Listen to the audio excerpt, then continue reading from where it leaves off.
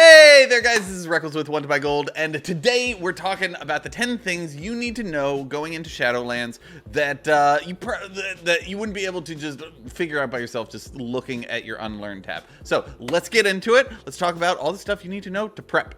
I am on my dual gatherer right now, Herb or Vor. We're talking about the first thing, which is just how mining and herbalism work, how the gathering professions work in Shadowlands. So we've got one ore node found everywhere. This is called Lystrite, and Lystrite has a 50% chance to spawn as a zone-specific ore. So in Bastion, it's called selenium. In Maldraxxus, it's oxine. Down here in Ardenweld, it's actually this cool little, they're using it's called Phaedrum, but it's using the same tech as Siren's Pollen, where it's like on the side of tree trunks. And so it's kind of this sap, azurite, amber type thing, and it's really cool. So good job there. It's exciting to see new node styles. It is a little awkward that it spawns from Lystrite nodes, so you've got both ore and tree. Anyway, nitpicking. Revendreth spawns Sinvir. So there's also a rare node found everywhere called Alethium. And then herbs work the same way. You've got Death Blossom found everywhere, Rising Glory. You've got Rising Glory, Marrow Root. Vigil's Torch is actually a beautiful node. Take a look at it when you're farming out in Ardenweld. Whenever you pick it, it looks, the flower looks like a candle, and when you pick it, it kind of flickers off into the wind. It's beautiful. And then Revendreth has Widow Bloom, and then Nightshade is the rare herb found everywhere. And those herbs and ore are found in the Maw as well. The second thing to know is that all the secondary support things that you need to use to buff your mining and herbalism, a lot of those are going away or getting consolidated. So there's no more mono-hardened hoof plates or stirrups or any of that stuff to really help you along. And for the glove enchant, the Tauren or High Mountain Tauren don't really have a benefit, aren't better than everyone else, because the glove enchants work for all gathering professions now. The third thing to know, don't trust any gold making YouTubers like myself who give you a best route. That doesn't really work anymore. So the reason is the zones are massive. So Oldham right here takes about 3 minutes to run back and forth on a ground mount. Over here in Shadowlands, Bastion takes 6.5 minutes. Revendreth takes 7 minutes. Maldraxxus, Ungoro Crater is kind of the quintessential vanilla mining spot. Well, here, this area right here is the same size as Ungoro Crater. So you could fit another Ungoro Crater right here and another Ungoro Crater down here. This Maldraxxus could fit 9 Ungoro Craters, and it's so funny to think of like a different zone as a ruler. But Bastion could fit 2 or 3 Oldhams. Revendreth is the size as about a third of Northrend.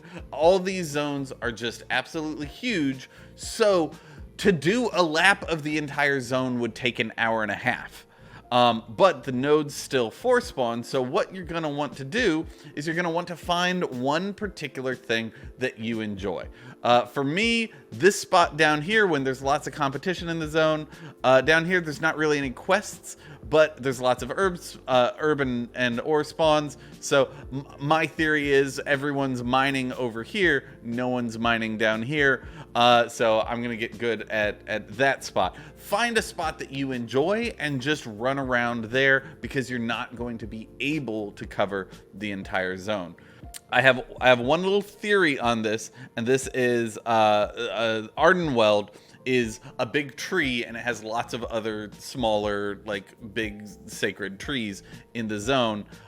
This one right here is called Tree Eos, and Eos is Latin for ore. So my thinking is you've got this nice, happy little Ungoro-sized circle right here that's literally called the ore tree. There's rocks all around. It's probably going to be really good mining, but there's also lots of enemies there. So right off the bat, it's probably not going to be great because you're going to die if you just run around because you're going to pull everything and they're going to kill you. But long term, once we get some gear, that'll probably be pretty good. Okay, for the fourth thing, you want to know what reputations you need to grind for your professions and how the reputations even work in Shadowlands. So here I got a cheat sheet. You're of course going to be leveling up how much your covenant likes you, but you're also going to, there's also a reputation with each of the 4 main zones that you're going to be leveling up. Just blasting through everything real quick. Tailoring needs Maldraxxus to Honored. Leatherworking needs Ardenweld to Honored and Revendreth to Revered. The Revendreth one is super important because that's where you learn Heavy Desolate Hide. So that's going to be a big bottleneck. The first person to Heavy Desolate Hide is going to make a lot of gold. Blacksmith, you need Maldraxxus to Honored. Engineered needs Bastion to Exalted to be able to make the pet. Alchemy needs Ardenweld to Revered in order to make the Cauldron, but again, the Cauldrons are, they're bind on account, so they're not sellable, but if you're a raider, whatever, if you're an alchemist, make your Cauldrons. Help your raid team out. Enchanting, you need Ardenweld to Honored in order to deal with the shards, and Inscriptionizers need to level up everything in order to make the contracts. And the fifth thing to know is that that's actually not the only reputations you need to grind. There's also Crafter's Mark rank 2. The way professions historically work is you've got your leveling greens. They're mediocre. You buy them when you first start leveling, and then you level up. You get the recipes from your trainer out in that content. So essentially, you can bypass traditional gearing methods while leveling if you pay someone gold who has already gone out and done the leveling stuff. Then there's the dungeon quality armor, which used to be PvP blues, but then they removed resilience, so it's just dungeon quality stuff. And these historically have been from dungeon boss drops or reputations associated with dungeons. So essentially, you can bypass dungeon gearing if you pay gold to someone who's already farmed the dungeons. And the same thing is true with the raid quality epics. You can pay someone gold to bypass raid gearing if that person has already gone out and farmed that raid boss 100 times in order to get the drop. So that didn't work in BFA because you had the benthic tokens that made the dungeon quality gear unnecessary. The raid quality items were BOP, so you couldn't sell them. So there was just there was extremely limited gold making potential in BFA for the armor crafting stuff. And if you first started getting into current content gold making in BFA, you are not ready for how much gold you're about to make in Shadowlands. If you just keep everything restocked, keep one of everything restocked. So for the dungeon quality blues, they're by default eye level 151, but you can increase their eye level by using a Crafter's Mark rank 1, Crafter's Mark rank 2, or there's a Crafter's Mark rank 3 that's just not listed yet.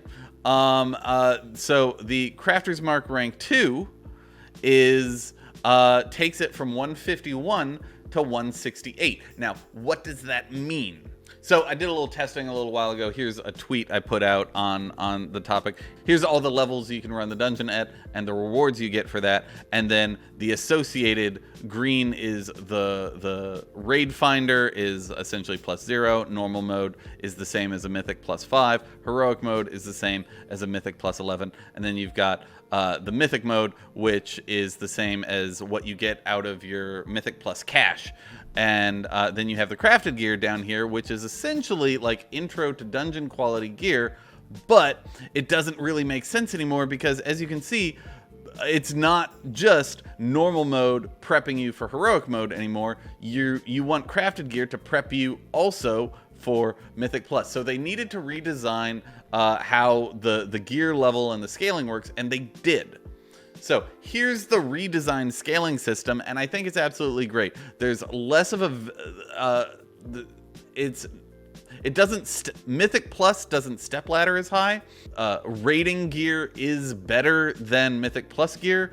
And looking back at the differences between the cache, a +2 cache is the same as Mythic +4. And over here, a +2 cache is the same as a Mythic +7. So the cache, your weekly cache is going to be much more important, and it can get you almost Mythic geared if you do your Mythic Plus consistently, but you can't just grind it out over the course of one night with friends if you get lucky or if you pay for carries. So I like this. But from the crafted standpoint, right here, this is Crafter's Mark rank 2, the second purple line right here. So Crafter's Mark rank 2 gets you the base gear is like intro to normal mode gear. The Crafter's Mark 2 gives you heroic quality gear, and then there's a Crafter's Mark rank 3 that gets you mythic quality gear, but we're going to talk about that in a second. So Crafter's Mark rank 2 requires the Venari Cordial, which, what does that mean? You buy it with 300 Stygia. This is essentially the new daily quest area out in the Maw, Torghast, all that like in game. Once you hit max level, you go out to the Maw and you do some grinding there, and then there's 2 weekly quests that you have, and then there's a couple of daily quests. It's essentially an assault. So you do the assault out there. There's some fun, cool mechanics, the Eye of the Jailer, all that stuff. Enjoy it, but if you have crafting professions, you want to do that on every single crafting character that you reasonably can, because the first person to get the Crafter's Mark II is going to be able to sell heroic dungeon quality gear. And that is going to be very valuable going forward. The 6th thing is just a branch off of the 5th, and that is Crafter's Mark 3, which requires Sinstone farming, which is essentially, there's a dungeon in Revendreth, and there's some enemies around that dungeon. You go kill those, you get 3 rep for each one you kill, and you get 10 rep for everything you kill in the dungeon. They have a chance to drop these items called Sinstone. You can increase your drop rate chance, all that. Essentially, learn about the Avowed faction and Sinstone farming, because you need to be revered with them, I believe, in order to get Crafter's Mark rank 3, and the first person to get Crafter's Mark rank 3 is going to be able to craft Mythic 0 quality loot. Mythic 0 quality loot is almost as good as Mythic 15 quality loot, so like the first person to be able to sell Mythic quality loot is going to make so much gold. To put this into, if you haven't ever min-maxed at the start of an expansion before, I was selling at the launch of BFA, I sold honorable combatants gear for 500,000 gold. All I'm saying is be the first on your server with Crafter's Mark rank 3 if you can, and you will be handsomely rewarded. And just to repeat, you get this by farming up Sinstones with the Avowed faction. Okay, the 7th thing to know, we're going to stay over here. There's specialized armor, which is, if you're wondering what these are, they're essentially they're the base material for the crafted legendaries. Because you can buy gold with real money, Blizzard doesn't want to the game to be perceived as pay to win, so they need all of the BIS max level stuff to be bind on pickup, but also you want the professions to be involved in there so they can make gold from the min-max raiders. So this is their compromise with that, where you make the cape or the bracers or the belt that serves as the base for the rune crafter to come in and bang in some gated materials and missives and all that stuff. So these are the only thing in the expansion that have a rank system, but it's a new type of rank system where you get 5 experience every time you make Grimveiled Pants. And you need 75 experience to rank up. So you need to craft it 15 times. And then you need to craft it another 12 times. And then you need to craft it another 8 times. And you level up to rank 4, and everything's amazing, and you make infinity gold if you get there first, of course. But it's going to be expensive. So you probably, unless you have 200 million gold saved up ready to go, you probably want to focus on leveling up just a few of these so you can corner the market of the helm or the gloves. And for that, I have a wonderful spreadsheet that I found that lists out all the BIS crafted legendaries. And so I'll leave a link to this down in the description. Follow along with it by all means. But you just running through the basics right now. For cloth, you probably want to focus on hands and shoulders. For leather, you want to focus on legs. For mail, looks like you absolutely don't want to do back, and it kind of doesn't matter, but waist and helm. And then for plate, it's going to be the cloak and definitely not the neck. So cloak, waist, legs, feet are all pretty good. So you don't have to memorize that. Just know that whenever it comes time to choose which one you want to start making, come back to the video, look at the link, and make your decision then, so you don't waste an obscene amount of materials. The eighth thing to know is that engineering is pretty obnoxiously bad.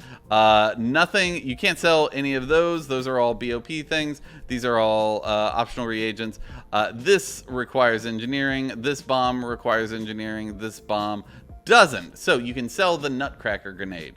Wormhole generator requires engineering. The gravimetric scrambler cannon and momentum redistributor boots are awesome. It's essentially an Ursul's vortex, and then you can jump from really high, and all fall damage is dealt to whoever you land on. So there's absolutely going to be videos by that guy who makes one-shot vids that, like, he takes a scrambler cannon, like holds someone in place, and then like jumps off as a tank and just smashes on someone and absolutely obliterates them. I can't wait to watch compilation videos of people dying to the momentum redistributor boots in PvP. But they all require engineering. Soul Trap requires engineering. That's a stun. And anyway, the goggles are all BOP. The devices all require engineering. The parts are parts. Scopes. This is attaches to guns and gives haste. This attaches to guns and gives crit. So those are sellable. You have one gun, which can be made to different eye levels. So maybe it's not just a leveling gun. We'll see. And then you have the pet phalanx or Phase 7 Nyx. And so that's it. Engineering only has 5 sellable items. And that's... For the next one, we got to go back over to my scribe. So Inscription has lots of cool things. You've got the missives, which allow you to make a piece of armor that you're crafting for yourself, like guaranteed to have haste or crit on it. So it's nice for personal use, but I think it might be too expensive for use outside of that. And it's also applied to gear beforehand, but that's not what we're talking about. The important thing is the Soul Keeper's column and the Soul Keeper's spire. So one of the problems in BFA was that there wasn't a floor for herbs. Each herb generates about half a pigment. Now, if you don't have something that can act as a pigment dump, then you just end up with guild banks full of pigments that you don't really care about, and that's what the Soul Keeper's Spire and the Soul Keeper's Column are for.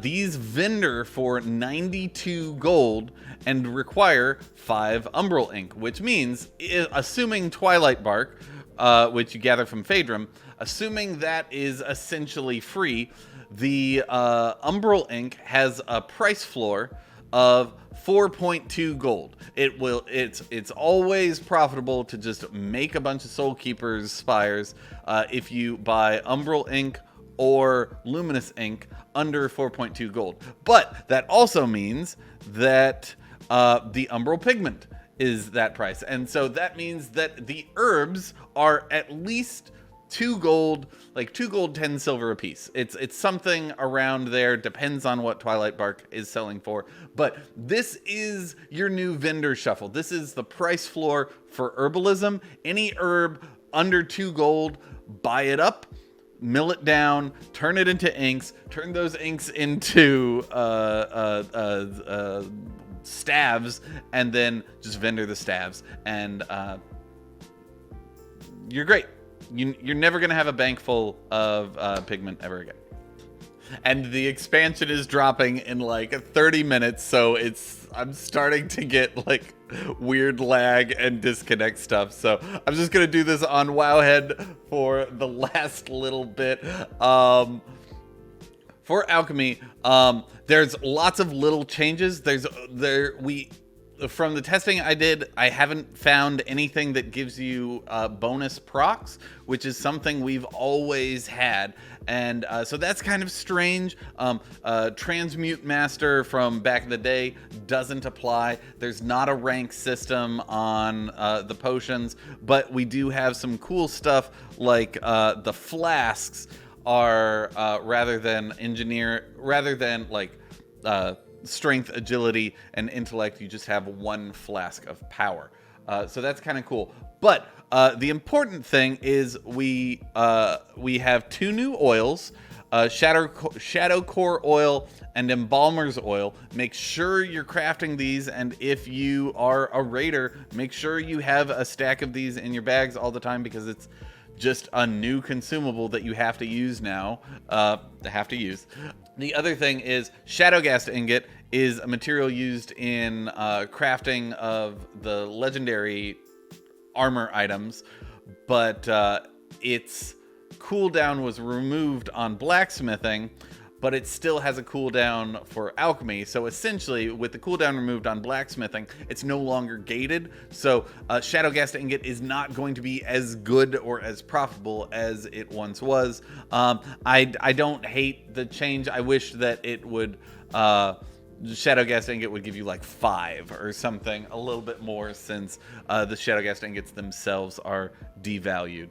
And then the main thing, though, that will affect us long term is that potions are changed. It's no longer you can only use 1 potion every 5 minutes, rather than 10 minutes if you use it in combat, and every 1 minute if you use it outside of combat. And that's really important, because it's probably going to average out on raiding. I don't know. We'll see. But how many potions you use as a raid team, it might go up, it might go down. Depends on how long your average pull lasts. But it does mean that essentially pre-potting doesn't exist anymore. There's no reason to pre-pot. But it does mean if your server has a lot of Mythic Plus users, Mythic Plus runners are now going to be going through twice as many potions, and that's a big deal. So that is it, but there's one final thing, one little bonus tip. There's lots of concern over what the best covenant is, and you have to pick this and how to min-max. Please, if you aren't a top 500 raider, if you aren't pushing for cutting edge, if your guild doesn't make you choose a specific thing, they're all pretty balanced. There's been a lot of work put into making sure they're all reasonably balanced. And that the same is true for gold making. Pretty much every covenant has a speed boost, soulbind, get random reagents from the soulbind every once in a while, kind of like mission follower equipment, things like that. So please play what you enjoy, play what excites you, and play what makes you smile, because the covenant you choose is going to be a decision that sticks with you for the next 2 years. You can change, but it's going to be a hassle. So play what you want, play what you enjoy, and enjoy Shadowlands. I'm going to go get ready because it launches in about 15 minutes. So I need to try and edit this video in the next 15 minutes. That's not going to happen. Bye! Mwah!